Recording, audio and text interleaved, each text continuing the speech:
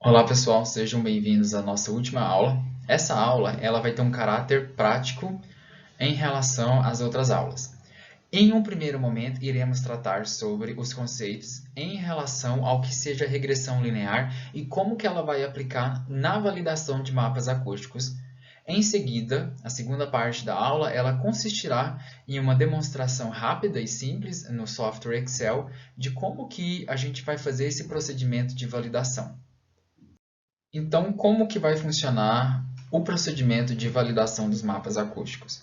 Inicialmente, como eu discuti anteriormente, vocês irão realizar as medições em vários pontos. Notem que você pode colocar a medição em uma ordem qualquer, não necessariamente precisa ser numa ordem pré-estabelecida. Isso não é um pré-requisito para regressão. Você terá os níveis de pressão sonora medidos em um ponto e os níveis de pressão simulados. Os níveis de pressão simulados podem vir de qualquer método.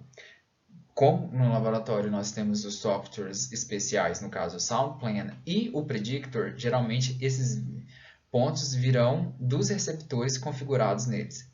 Se você for fazer uma medição do ruído do tráfego veicular, o que vai acontecer? Você terá a estratificação de motocicletas, veículos leves e veículos pesados. Isso, claro, a depender do tipo de aplicação que você busca fazer a avaliação.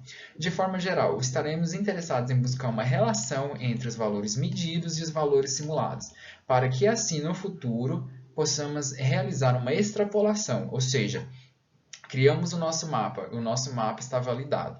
Agora a questão que fica, o que quer dizer que o nosso mapa está validado? Em relação ao quê? Portanto, para responder essa questão, a gente vai inventar o conceito de regressão linear. Aqui eu trago um exemplo prático de uma medição que foi realizada e um artigo que está a ser publicado. Você vai ter os níveis medidos e os níveis simulados. Os níveis medidos e os simulados, eles serão relacionados através de uma tendência. E essa tendência vai ser representada através dessa linha, que é uma linha de regressão. E essa regressão ela vai nos informar uma sequência de parâmetros, conforme o coeficiente de determinação, também conhecido como coeficiente de correlação de Pearson, e a equação que está modelando ela. Mas qual que é o procedimento utilizado para isso? O procedimento utilizado ele tem um nome, ele chama análise de regressão. No nosso caso, será uma regressão linear.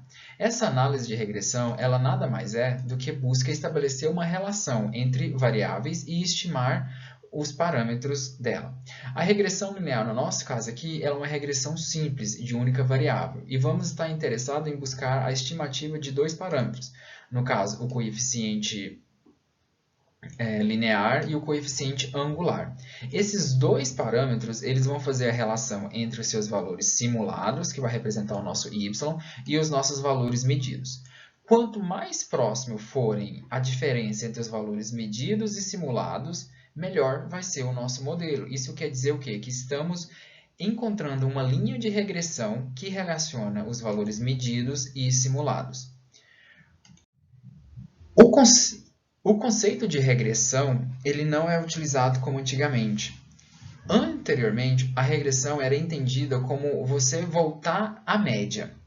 Atualmente não. Atualmente não é voltar à média. Utilizamos ela como um sentido de fazer e determinar uma relação numérica entre duas variáveis.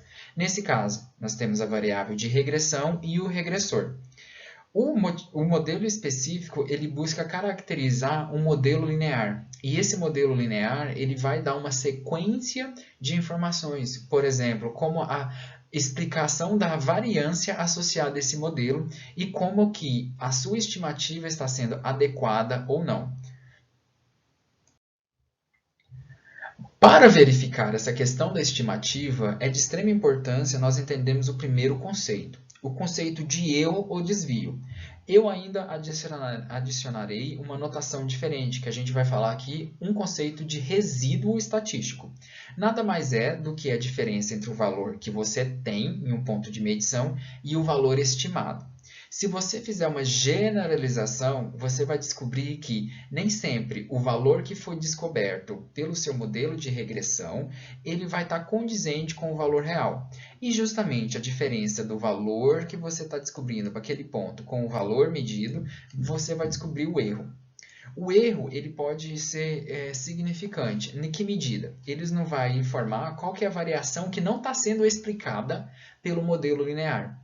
Como ele não é explicada perfeitamente pelo modelo linear, o erro vai fazer o papel decisivo, se a gente está conseguindo encontrar um modelo que representa a realidade ou não. Então, esse é um dos principais motivos de estabelecer uma curva de calibração para a nossa simulação. Mas a questão que vem, esse modelo de regressão, ele é um modelo de regressão simples, que a gente fala, modelo de regressão unidimensional, que só vai ter uma variável de regressão. No caso aqui, no nosso contexto, vai ser o nível de pressão sonora, vamos colocar aqui, medido em relação ao nível de pressão sonora simulado. Essa relação ela vai se estabelecer entre o distanciamento desses pontos no espaço de regressão. E esse distanciamento ele vai poder ser determinado pelos dois coeficientes da nossa reta.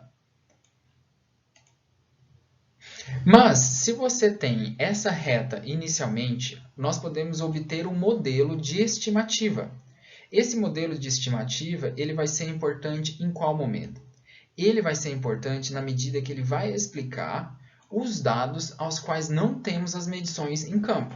Então, essa é a fundamental importância do conceito de validação dos mapas de ruído, pois é impossível, em situação de campo, realizarmos medidas de mais de 200 pontos. Suponhamos que temos uma região grande, o centro de uma cidade.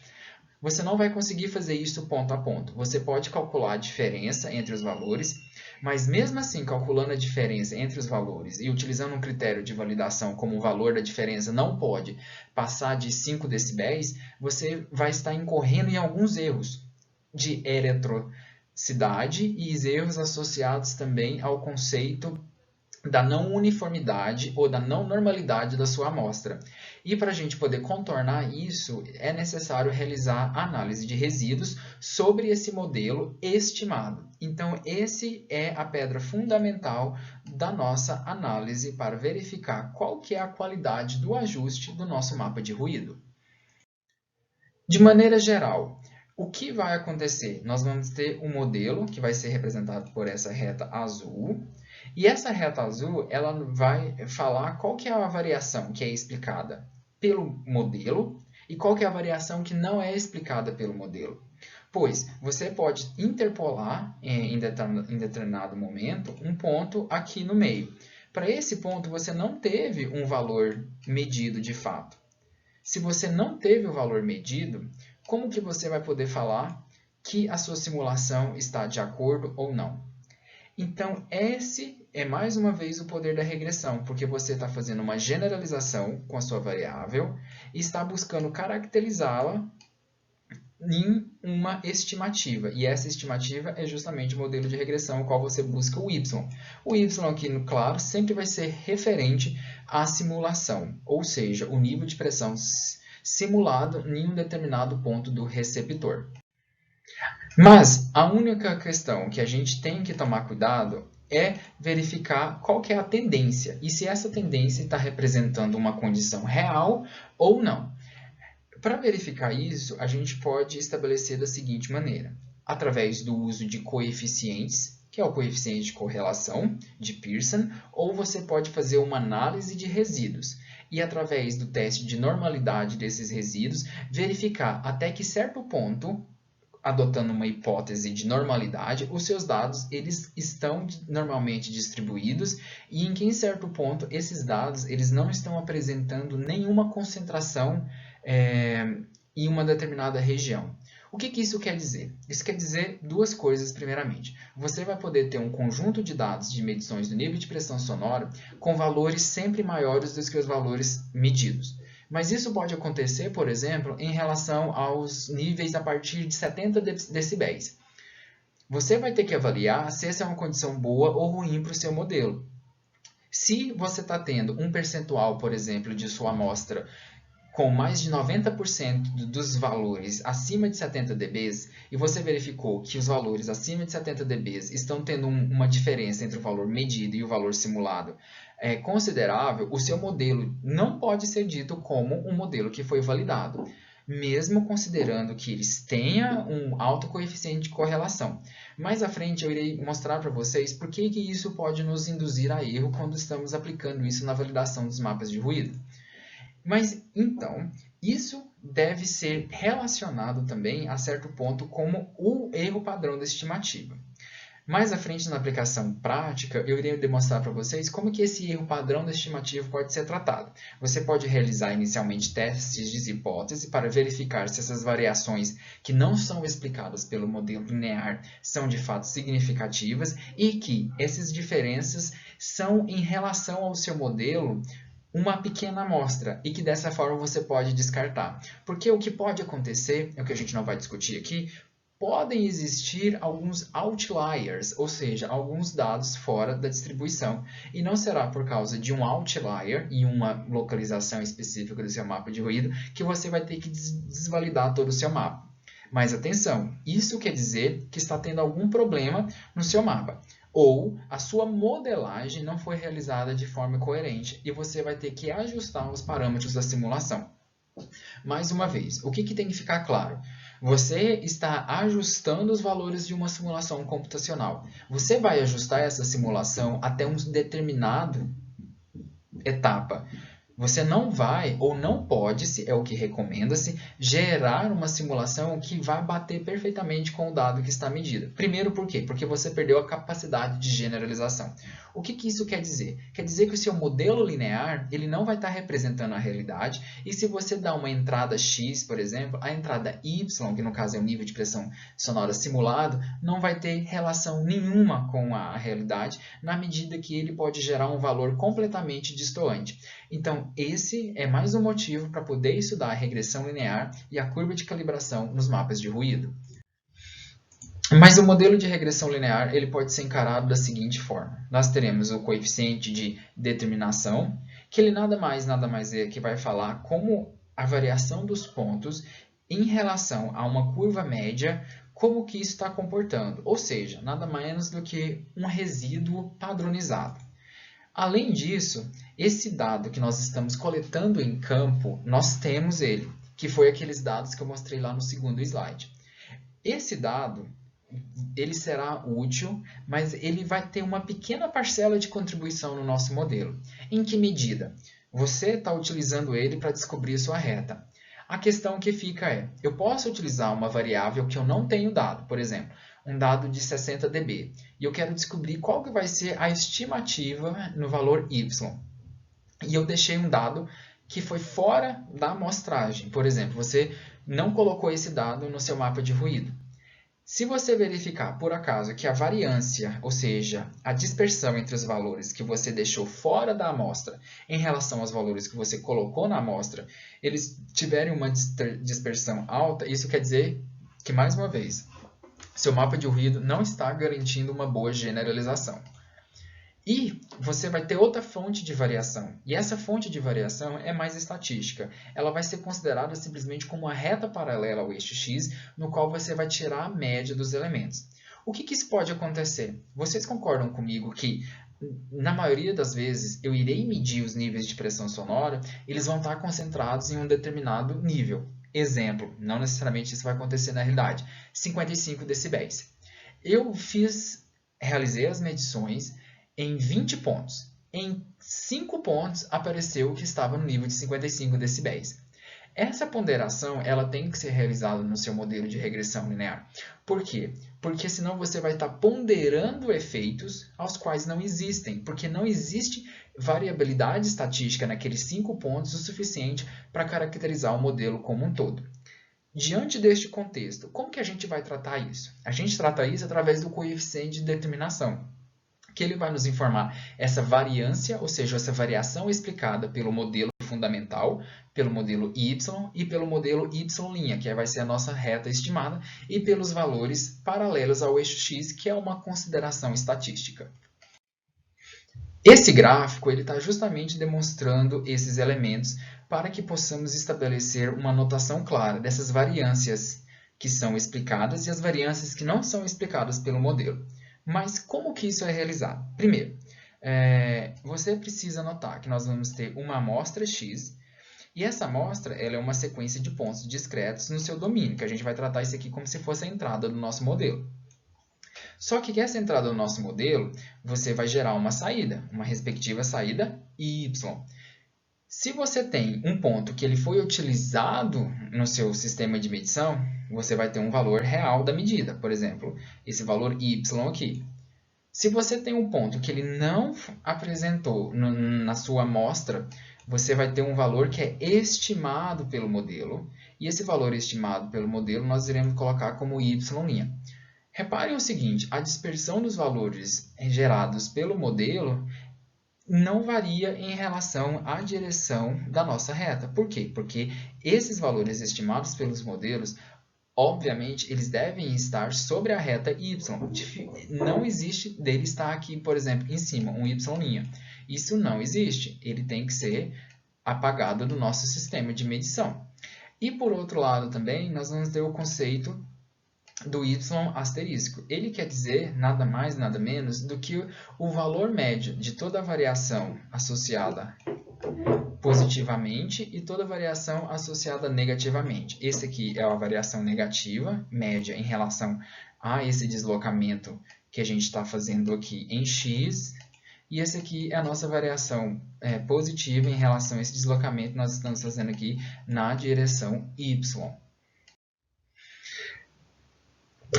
Então, essa análise ela vai ser tomada da seguinte forma.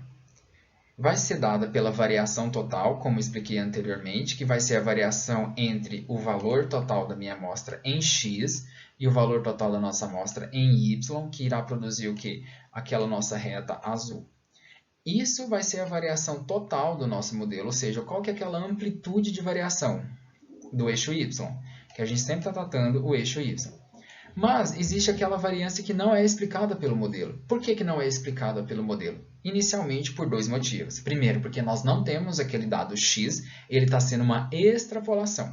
Fique bem claro, a nossa extrapolação nos pontos x, ela tem que estar dentro do nosso domínio. Nosso domínio, por exemplo, foi de 30 decibéis até 75 decibéis. Eu posso utilizar dados fora do nosso domínio? Pode, mas você vai estar simplesmente colocando informações redundantes, porque a sua modelagem, principalmente em regressão linear, ela trabalha numa zona, e essa zona ela é garantida se for dentro do seu domínio de análise. E você tem a variância explicada. A variância explicada, por que ela é explicada? De fato, porque você conhece os valores do YW em relação à média, e você coloca a estimativa desse valor. Isso daqui você pode explicar através do seu modelo. Isso daqui você não pode explicar através do seu modelo, por isso que a variância não é explicada, porque você está usando dados que não foram utilizados para calcular a regressão, e a sua variação total nada menos, nada mais é do que toda a variação do valor do y inicial até o y final. Ou seja, você está pegando um coeficiente de variação angular médio naquele seu sistema de análise. Para descobrir o coeficiente de determinação, nós iremos pegar as diferenças quadradas de cada um daqueles elementos, ou seja, da variação total, da variação não explicada e da variação explicada.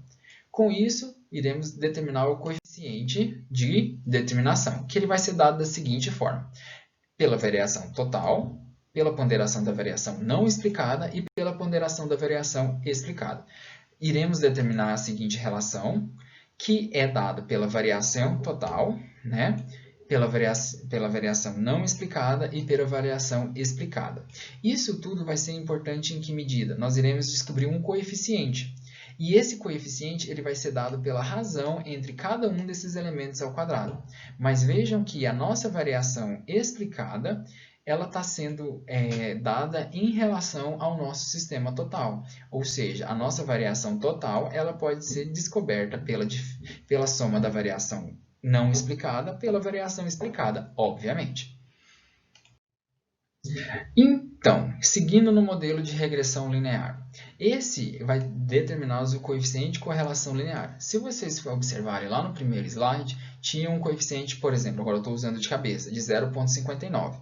Esse coeficiente, o que será que ele quer dizer? É o que a gente vai descobrir aqui agora. Se nós fizermos a relação entre a variação total, ou seja, tudo aquilo que nosso modelo consegue explicar de dado, somando a variação não explicada, por isso que é a variação total, em relação à parcela da variação explicada, nós iremos determinar um coeficiente. Vamos analisar aqui intuitivamente. Eu tenho uma parcela total e eu tenho uma parcela explicada. Esse coeficiente ele vai ser bom em que medida? Na medida que a minha variação explicada ela tender à minha variação total. Isso quer dizer o quê? Que a parcela da variação não explicada tem uma porcentagem pequena em relação àquele meu sistema completo. Devido a isso, essa tendência aqui, ela vai tender para que valor? Ela vai tender para 1. Mas pode acontecer que você vai ter uma solução que é r ao quadrado. Se você tem um coeficiente que é r ao quadrado, essa variação ela pode ser de mais 1 ou menos 1.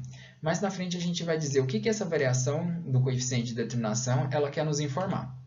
Que basicamente vai nos informar que é as suas variações em termos percentuais. Com isso, o coeficiente de correlação simples de R ele nada mais é do que aquela raiz quadrada que nós tínhamos discutido anterior.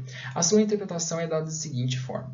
Nós temos o coeficiente de determinação e, em seguida, o coeficiente de correlação.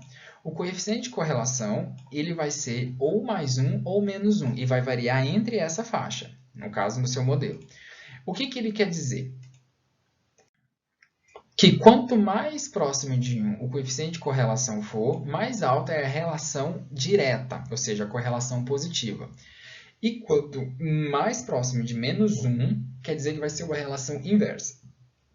O que acontece quando esse valor é zero? E ele é muito importante também. Você não vai poder afirmar nada sobre a linearidade do seu modelo. Por mais que a gente queira falar que não existe relação, pode existir alguma relação, mas essa relação ela pode ser não linear. Quando o coeficiente de correlação nos mapas de ruído for não linear, esse não é o nosso interesse. A gente está querendo obter uma relação que seja linear. Primeiro, por quê? Primeiramente, porque nós estamos interessados em coisas que nós podemos calcular um diferencial no seu dado de entrada, que vai produzir um diferencial no seu dado de saída.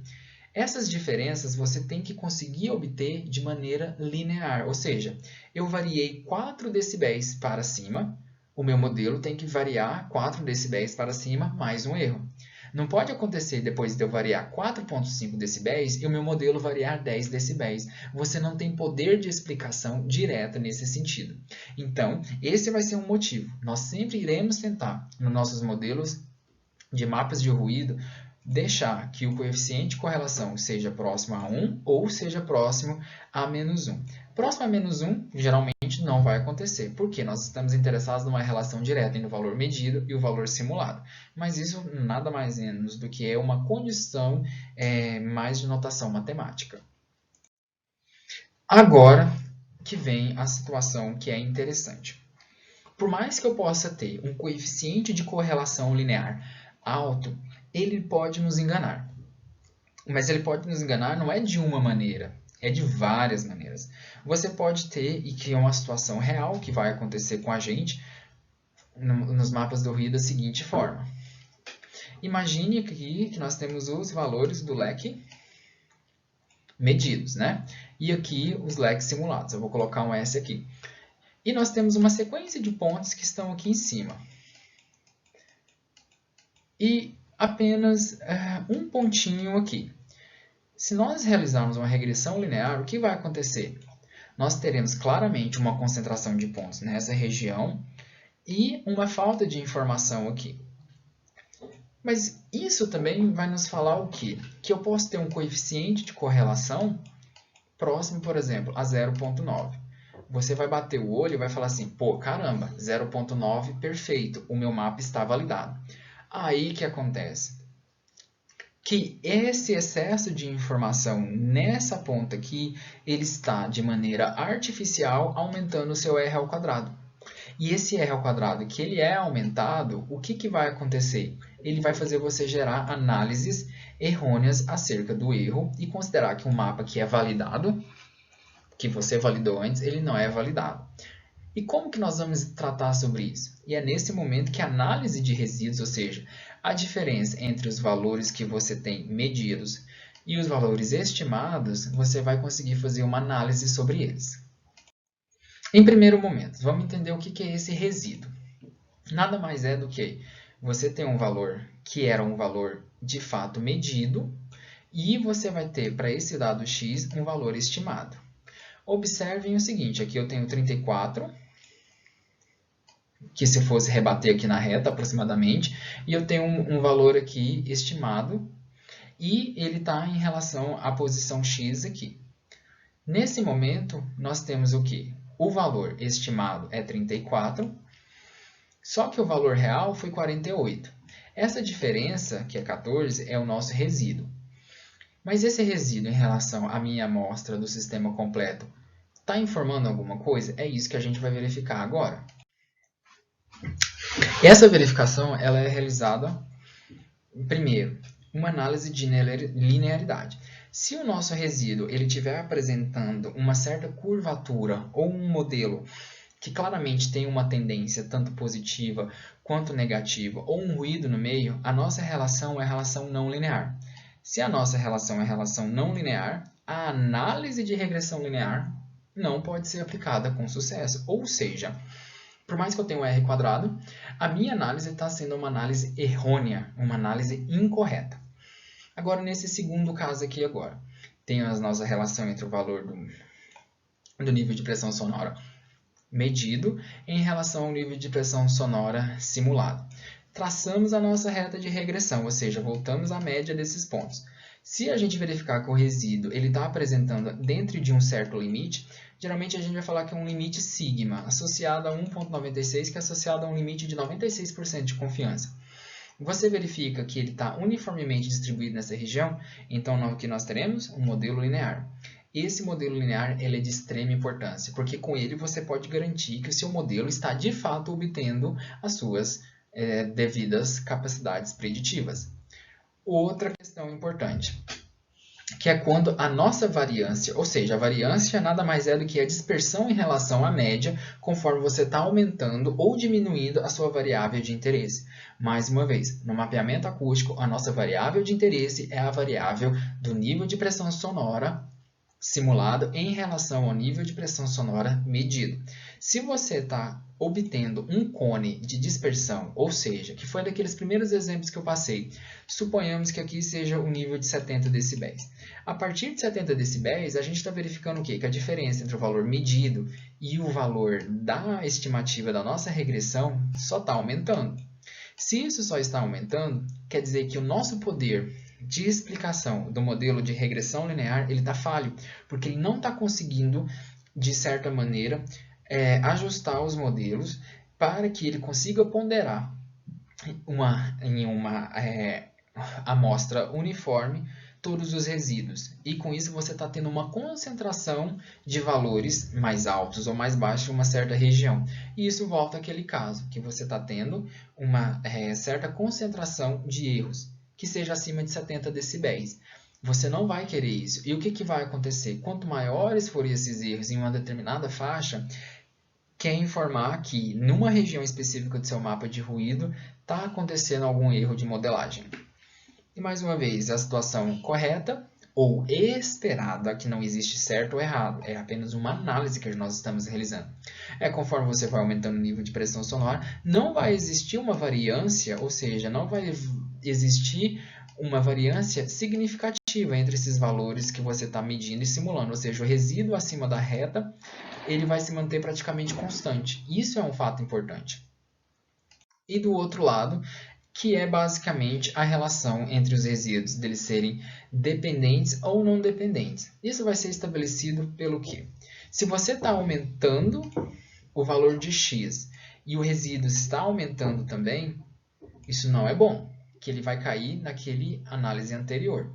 Por outro lado, se os resíduos eles estão apresentando uma determinada curvatura no espaço dos resíduos, isso também não será bom.